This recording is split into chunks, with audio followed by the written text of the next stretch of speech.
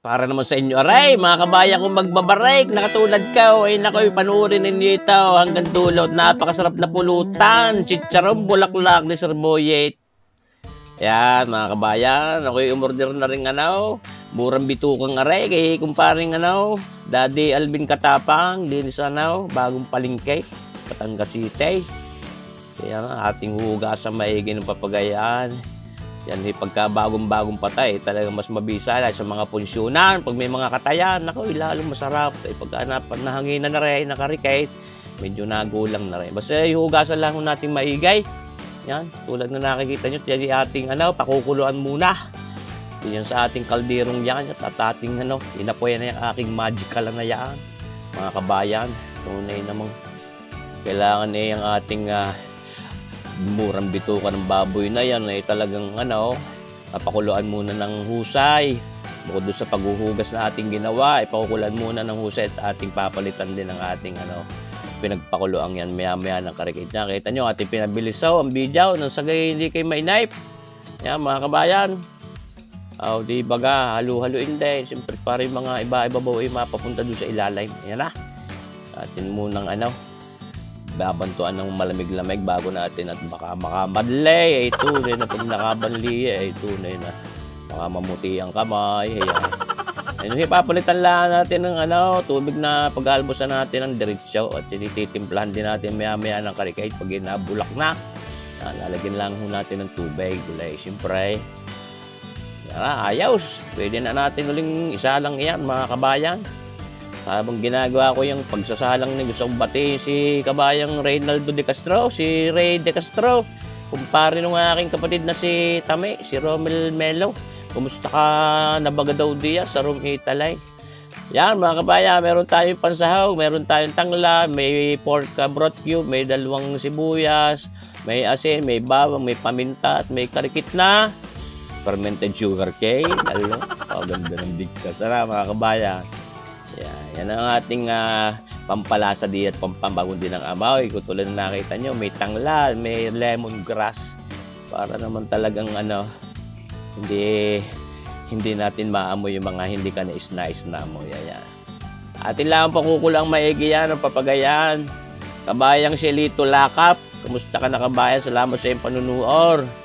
Ngayon din kay Jerry and Janet, yung mag-asawang ito na may-ari ng Jerry and Janet Store. Buko at niyog doon sa New Public Market diyan sa Batangas City. Kalahin yung sabi sa akin, magkaiba pala daw yung buko at niyog. Nung isang araw ko lang nalaman niya. Kita mga kabayan, atin pinalalambot niya. Pero wag hululub sa kayo yan mga kabayan. Saktong-sakto lang ang lambot niyan. Tamang-tama pag pinirito natin mamaya. Yun atin palalamagin muna. Mga kabayan, hindi pwedeng iprito yan ng direkta galing diyan at baka hindi natin mapalutong ng husay, ng tuga. Kaya yan, ayos na. Ating patitigisin muna yan, hahanguin na natin diyan. Carry over cooking nun tamang-tama lang para talagang kumpletong-kumpleto yung tamang lambot at ligat ng ating murang bitukan ng babaw. Yan, ang bilis uminit. Ay, magic book naman. Ito na yan ating sinison pa ng karikate. Yun na, mga kabayan. Inihaplas na ulit, nililinis na maigi ang wok. Sa ganun siyempre, malinis ang pagkain. Nilagyan natin 2 buti na mantikang yaw, nabibili sa palengke. Mas magandang pagprituhan niya, hindi basta nasusunaw agad.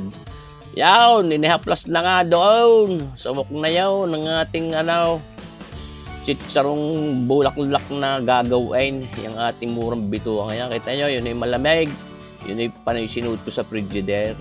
Yan naman hindi natin ididiretso ng hanggang dulo ang pagpiprito ay hahanguin din natin na hindi pa naman ganun kompleto ang pagkakaprito. At yan mas masarap po maya-maya pag i-denive mo uli diyan sa mantika pag malapit ng ihayain doon sa barikan ay isang pagano mo. O kaya naman pagka nalingin kung papakin hindi papak. Yan na, babalik-balik hindi siyempre para magandang pagkakalutaw. Mga kabayan, yan na. Kita nyo, parang sarap ng dakma nitong ating chicharong bulaklak na itaw.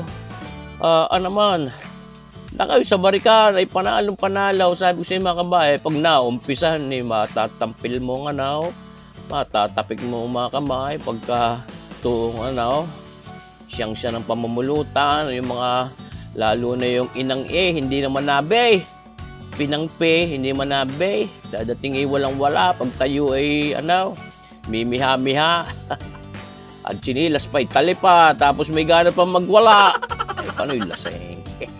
Mga kabayan, kita nyo ba kaya?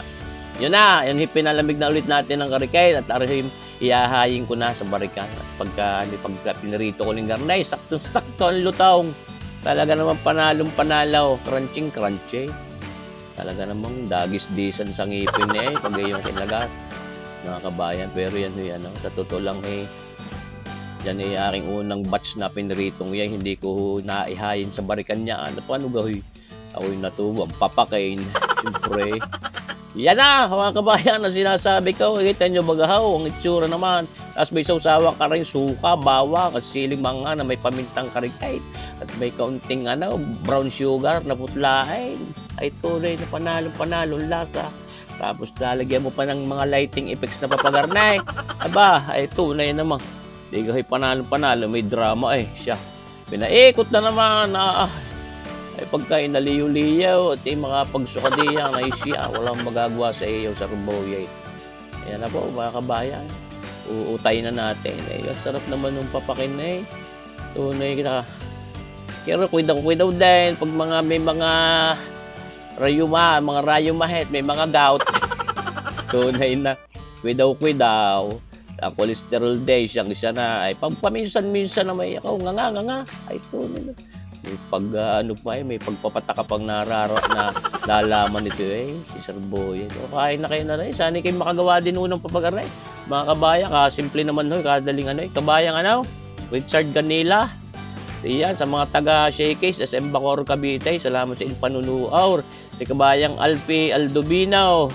Diyan, salamat sa inyong panunood simula pa nung una. Kabayang Alfie Aldovino.